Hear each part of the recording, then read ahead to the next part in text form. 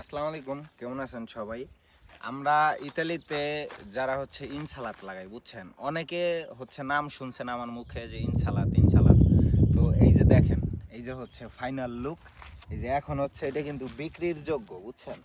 এইটা এগুলো হচ্ছে বাংলাদেশে যে পাতাকপি আছে না, পাতাকপির মতো দেখা যায়, কিন্তু না, এটা হচ্ছে সালাদ। ঠিক আছে, এই সালাদটা হচ্ছে বিক্রি হয়ে গেছে অলরেডি, এটা এখন খাওয়ার যোগ্য এটা, বুঝছেন? আর এইটার এই দেখেন ইনসালাতের পাশাপাশি আছে হচ্ছে ওইখানে মালটা গাছ, বুঝছেন? ইতালিতে আপনার মানে যে কোনো একটা ক্ষেত খামারের পাশে ফল গাছের কোনো অভাব নাই, ইচ্ছা মতো খাইতে পারবেন, বাসায়ও নিতে পারবেন, কোনো সমস্যা নাই, বুঝছেন? তো এই হচ্ছে ইতালির মজা।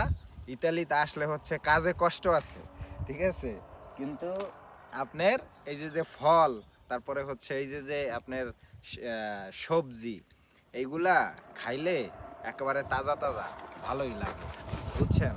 তো যারা যারা ইতালিতে আসবেন তারা হচ্ছে এগুলো মিস করবেন না। যে কোনো খেতে গেলে আগে ইচ্ছা মতো পেট ভরে খাবেন, তারপরে হচ্ছে কথা, ঠিক আছে?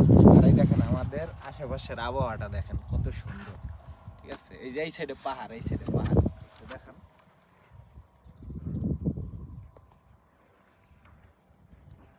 তো যাই হোক গাছ, ভালো থাকবেন, ধন্যবাদ।